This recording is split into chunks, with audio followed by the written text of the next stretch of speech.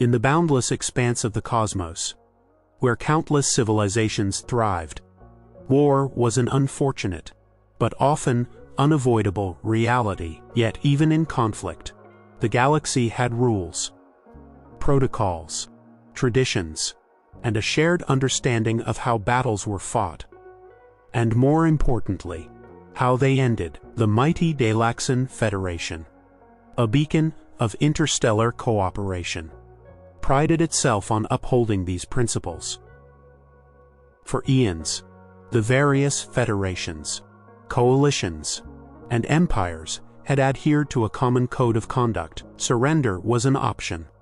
Prisoners were treated with respect, and eventually, peace would be negotiated. These were the unwritten laws of the cosmos, built not just on civility, but on a pragmatic desire to preserve life and maintain interstellar stability in an otherwise chaotic universe. But then, a new species emerged, an enigma that would challenge everything the galaxy thought it knew about war. Humanity.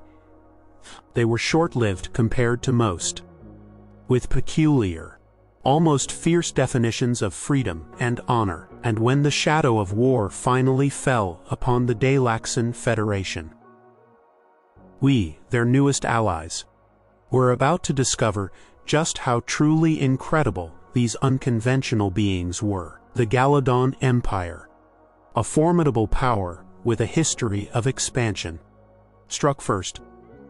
The air of inevitability that had settled over the galaxy had given way to a thunderous beginning. Their fleets, vast and menacing, tore through hyperspace, emerging directly into Yishan territory. The Yish, a people renowned for their peaceful nature, their mastery of trade, and their unparalleled technological advancements, were a jewel in the Galaxian Federation's crown. A valuable, if tragically vulnerable, target. Our allied ships, our brave troops, fought with all their might, but the sheer, overwhelming force of the Galadonian assault was too much. The Yishan worlds, one by one, began to fall, and the Galadonians were not just efficient. They were brutally effective. Their initial pushes were like a predatory wave, designed to break the enemy's spirit, not just their lines. We witnessed skirmishes where their ground forces, descendants of the hyena-like creatures, moved with a terrifying, almost primal coordination, tearing through defenses with a savage ferocity that left little room for retreat or organized resistance. As per galactic tradition, the prisoners of war were put to work, supporting the Galadonian war effort. This wasn't enslavement. It was a customary practice. These individuals were treated with respect, provided for, and would be released once a treaty was signed and peace was eventually restored. It was the way of things, a civil understanding even amidst the brutal realities of war. With the Yishan planets secured, the Galadonians, ever strategic, turned their gaze towards humanity and their burgeoning star systems. Humans were a relatively new presence on the galactic stage. They had been primarily focused on exploration, on pushing the boundaries of the known universe, not on building up vast military forces. To the Galadonians, they seemed like easy targets, ripe for the taking, another swift victory to fuel their imperial ambitions. They couldn't have been more wrong. My name is Kale, and I served aboard a Telenar destroyer, the Stardust. My first encounter with humans, with their peculiar brand of warfare, unfolded on a world they called Ultane IV.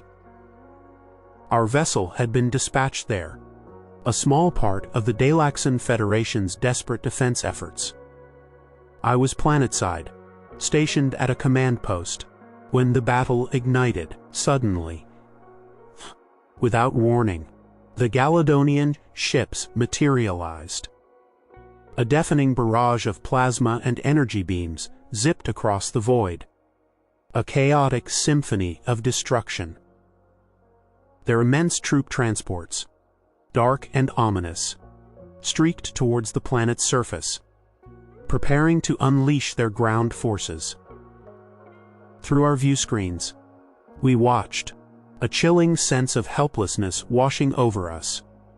As the cosmic ballet of battle unfolded, the human ships, they were odd, bulky, almost clunky in design, yet surprisingly swift for their size. They lacked the elegant curves and advanced shielding technologies that defined most galactic fleets. Next to our own Tel'ainer vessels, they appeared almost primitive, and then, as the ships of my own race, the Tel'ainer, began to initiate their surrender protocols. A logical choice to avoid complete annihilation. Something truly unprecedented occurred. The human ships, devoid of energy shields but visibly boasting incredibly thick, reinforced armor, began to move. Not away, not retreating. They were charging, directly, unequivocally, charging towards the very heart of the Galadonian fleet. Their massive capital ship, the Galadonians, caught entirely off guard, were as bewildered as we were.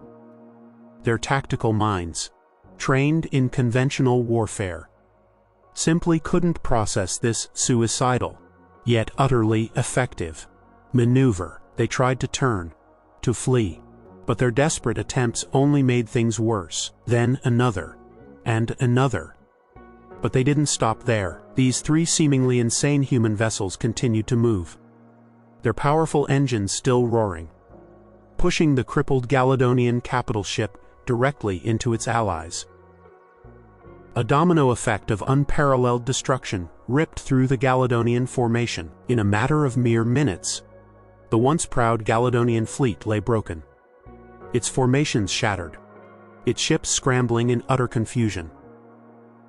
All sense of order had vanished. What remained of the human and Tel'ainer fleet was meager. Not enough to turn the tide of the ground battle, but it was enough to completely dismantle the remaining Galadonian forces in orbit. A profound mix of terror and awe washed over me as I looked at the human commander standing beside me. His uniform was singed, his face streaked with grime, but his eyes burned with an unwavering fire. Why did they do that? Why not just surrender? We could have worked until the war was over and returned home. With a steadfast, determined look in his eyes, Commander Thorn faced me. This is our home, Kale. And my brother, Captain Orion Thorn, the captain of the TSS Sentinel, the first ship to ram theirs. He just bought us a fighting chance to defend it. The words hung in the air, echoing the profound difference in our understanding of war, of sacrifice, of home. This was not about strategic retreats or negotiated surrenders for humans. This was personal. This was primal. This was about defending everything they held dear, no matter the cost. My confusion was profound, but even then, a flicker of something new, something akin to grudging respect, began to ignite within me. These humans were insane. This single, terrifying thought echoed relentlessly through the mind of Galadonian Sergeant Xylar, through the intricate neural connections that bound his kind. He could sense that every one of his companions had arrived at the same chilling conclusion. While Galadonians couldn't directly read each other's thoughts, they could feel the potent currents of emotion and shared understanding that surged through their collective consciousness when in close proximity. And right now, that collective emotion was raw, unadulterated shock. They had been dropped onto this planet, Ultane IV, confident and assured. Just as the orbital battle had begun, they had expected this ground assault to be a swift, decisive victory, much like countless others before it. Yet, within a mere few hours, Their meticulously crafted plans had screeched to a grinding halt. Sweeping through the vast majority of the Yishan systems had taken them barely 2 years.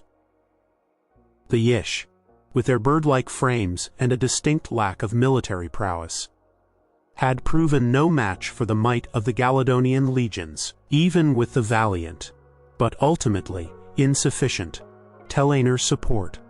Most battles had been quick and merciless, but the captured Yishan planets, while valuable, were not enough to fully sat the growing demands of their burgeoning empire. A strategic decision had been made. Expand into human territory. This new race, these humans, were young, untested, and seemingly preferred to avoid conflict. They had remained aloof from the ongoing galactic skirmishes, leading the Galadonians to believe they would fold just as easily. After all, humans possessed no formidable claws, no razor-sharp beaks, no natural, hardened armor. They appeared to have nothing, no inherent biological advantage. Furthermore, their lifespans were incredibly short compared to most galactic species, suggesting a lack of accumulated battle experience. Other species, when faced with overwhelming odds, would pragmatically surrender. The sight of their comrades falling in battle would often ignite a primal fear, leading them to accept terms to preserve their lives. Once these terms were presented, they were rarely rejected. The Galadonians, while holding no inherent respect for the traditions of what they considered weaker races, undeniably recognized the strategic benefit in them. The faster they could overwhelm a foe, the more prisoners they could capture, the more laborers they had to fuel their relentless war machine. They had been quite eager to see what kind of workers humans would make. But that chance had never materialized. These humans were fundamentally different. Their morale, a concept so often fragile in other species, never wavered. They never, ever gave up. The Galadonians, accustomed to easy victories, now found themselves paying for every single inch of gained ground with their own blood.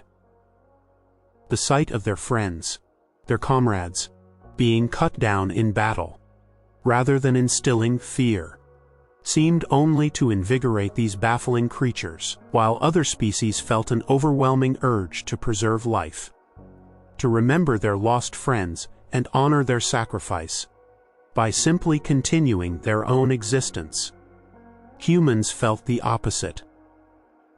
For them, it was a solemn, sacred duty to ensure that such sacrifices were never, ever in vain. Every single human who witnessed an ally fall became consumed by a fierce determination to repay the Galadonians tenfold.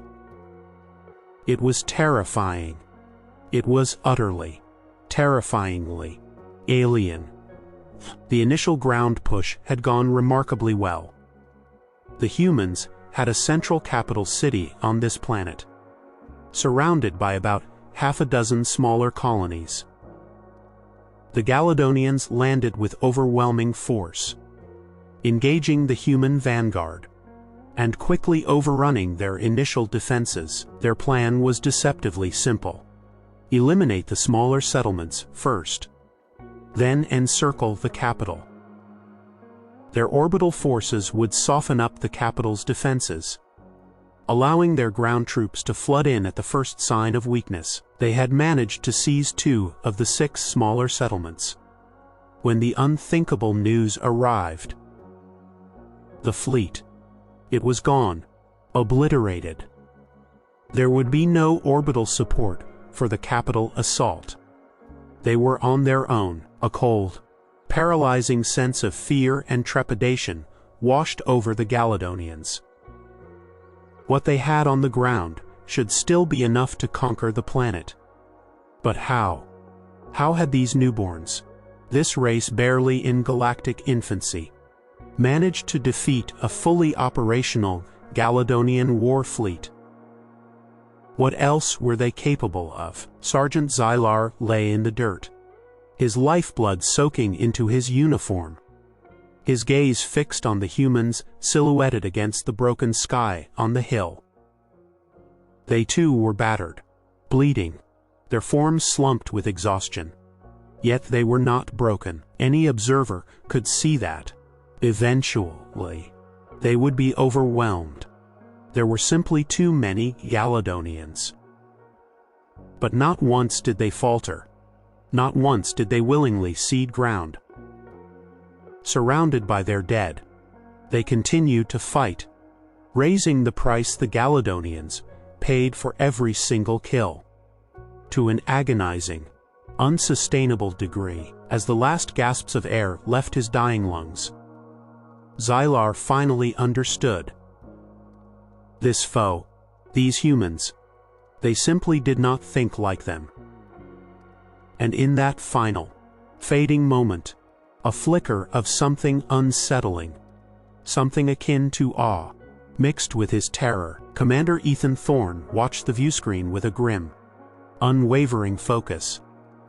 As the Galadonian ships burst into orbit, he felt his chest tighten, a knot of dread forming in his gut. They had heard the chilling reports, tales of the Galadonian war machine sweeping through systems. But to see a fleet like this, orbiting his home world, it was a visceral, terrifying reality. He couldn't help but notice the obscene number of transports descending, each capable of unleashing hundreds of enemy soldiers. The Galadonians, though slightly smaller than humans, were legendary for their ferocity in close-quarters combat. Legends spoke of their ancestors possessing incredibly tough skin, razor-sharp fangs, and formidable claws, not unlike the ancient hyenas of Earth. While these features were now somewhat muted, their aggressive spirit remained. They had no qualms about charging enemy lines, engaging in brutal hand-to-hand combat. With this many of them landing, Ultane IV's defense forces would be quickly overwhelmed. And even if they could hold them on the ground, they were outmatched in space. Their Telenar allies possessed incredible technology, but the few ships present wouldn't be enough to turn the tide. They had, of course, received detailed reports of the Galadonians' brutal efficiency in Yishan territory. They knew their odds. The Telenar and Yishan, both technologically superior to humanity, fiercely guarded their advanced knowledge, citing a galactic prime directive to avoid prematurely advancing a civilization before they were ready. If even they couldn't stop the Galadonians, how could humans? Ethan Thorne continued to ponder these dire realities as he helped organize the frantic defense efforts. Surrender? Like their allies? Never. There would be no years of servitude, no working for the enemy while the war played itself out. For them, this was not just a battle. It was a matter of life or death. Their homes, their families, their very existence hung precariously in the balance. The battle had barely begun, yet the devastation was already immense. 2 of Ultane IV's settlements had already fallen, and the grim prognosis suggested the others wouldn't fare any better. The Galadonians had struck fast and hard on the ground, a relentless tidal wave sweeping over the human defenders, barely slowing their terrifying advance. Thorne was certain his men had given their absolute all, and he was fiercely determined to ensure their sacrifices counted for something monumental. Because now, miraculously, they had a chance. He had just watched, with a bewildering mix of awe and searing grief, as the TSS Sentinel, his older brother, Captain Orion Thorne's ship, slammed into the Galadonian capital vessel. He stood transfixed as the Sentinel, aided by 2 other human ships, achieved what had seemed utterly impossible. They broke the Galadonians. He watched as their orbital forces scattered, shock and utter confusion ripping through their ranks. A single tear traced a path down his grimy cheek, a tear born of both profound sorrow and searing rage. This wasn't right. They hadn't asked for this war. They had never wanted to fight, to die, to lose the ones they held dearest. But if the Galadonians wanted a fight, then he would be damned if he wasn't going to give them one. He could mourn later. Now was the time for vengeance. He would seize the fighting chance Orion had given them, and make the absolute most of it. As he stood there, seething with a cold, righteous fury, questions from his new Telonarian friend, Kale, cut through his thoughts. Why did they do that? Why not just surrender? We could have worked until the war was over and returned home. Thorn bristled at the question. Why? What did Kale mean? Why? Was it not painstakingly obvious? He had heard that other races would surrender, that they valued the continuation of life above all else. But he had never really given it much thought. It had never truly mattered. But here and now, in the midst of this chaotic, brutal reality, he understood. They simply did not think like humans. He turned to his ally, his gaze unwavering. This is our home, Kale. And my brother, Captain Orion Thorn, the captain of the TSS Sentinel, the first ship to ram theirs. He just bought us a fighting chance to defend it. The raw power in his voice, the conviction in his eyes, silenced Kale, though my confusion still lingered, now accompanied by a burgeoning sense of admiration for this strange, unyielding race. Thorn understood them now. These Galadonians. They were cowards. They weren't worthy of the fear and respect he had previously afforded them. They were more akin to scavengers than true warriors. Once their leaders were defeated, their resolve crumbled. They were still savage, absolutely. But their ferocity now seemed born more out of desperation than from inherent strength or determination. Like a cornered animal with nothing left to lose, lashing out blindly after the monstrous capital ship had been destroyed. The very tide of the ground battle began to shift. It wasn't immediate, not a sudden, dramatic reversal, but slowly, inexorably. The Galadonians were losing. Their offensive, once an unstoppable torrent, began to slow. Humanity, now emboldened, made them pay dearly for every single inch of ground they had gained. And now, they weren't gaining any more ground. 3 settlements still stood, battered and scarred, but defiantly unbroken. The Galadonians occupied the other 3. But Thorn knew, with absolute certainty, not for long. Commander Thorn continued to issue orders, his voice steady, resolute. They needed to get aid to the men and women still holding the front lines. The Telonarians had argued for a strategic pullback, fortifying the central colony and waiting for reinforcements. To hell with that, Thorn thought. This wasn't the time to cower and hide. Now was the time to fight. The Galadonians would regret the day they dared to land on Ultane IV. They were taking back what was theirs, every inch of it. 1 down, 2 to go. Thorn watched the conclusion of the battle at the first recaptured colony. His men were systematically eliminating the last pockets of Galadonian resistance within the city. It seemed they had caught the enemy completely by surprise. The Galadonians had clearly never expected the humans to bring the fight directly to them, to transition from defense to relentless counterattack. The initial push had gone surprisingly well. The meager defenses the Galadonians had hastily set up were easily overrun. Their unprepared forces unable to organize any effective counterattack. Minimal losses. Good. The other two cities, however, wouldn't be as easy. The Galadonians would be prepared now, wary and hardened. Thorn knew he would need every single man he could get. As for the Telainer, they were acting confused, like they simply couldn't fathom any of the choices being made by the humans. I, Kale, found myself grappling with their decisions. We had come to help take back the colonies. Yes, but didn't seem particularly enthused about the aggressive, direct approach. We still advocated for waiting, for seeing whose orbital forces received reinforcements first, before making any further decisions. Our allied ships, though victorious in space, were in no condition to offer significant ground support.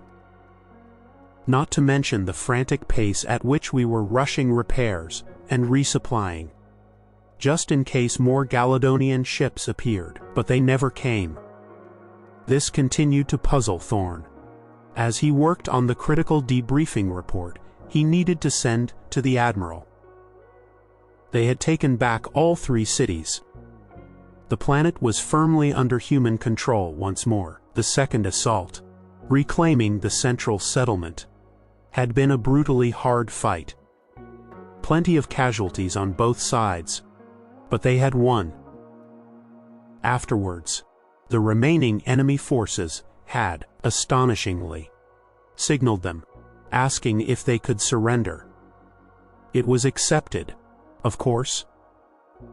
Had the Galadonians known that no reinforcements were coming? Thorn now understood them to be cowards. But to give up so completely, without a final, desperate fight? Perhaps the sheer, psychological shock of losing to a species they had so casually dismissed, a species barely out of its galactic infancy, had made them hesitate.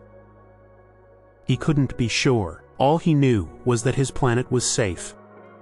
His brother's unimaginable sacrifice had not been in vain. And, crucially, they had learned an invaluable lesson about how to fight back against a seemingly superior foe. He knew he had to compile as much information as possible for the Admiral, for the human high command. This newfound understanding, this brutal but effective philosophy of warfare, needed to be spread throughout the human colonies. There was no way the Galadonians were going to stay down forever. They were coming back, and humanity would be ready. The rules of galactic war had been written over millennia. But on Ultane IV, with courage, sacrifice, and an unyielding spirit, humanity had just rewritten them all. The galaxy would never look at war, or at humanity, the same way again.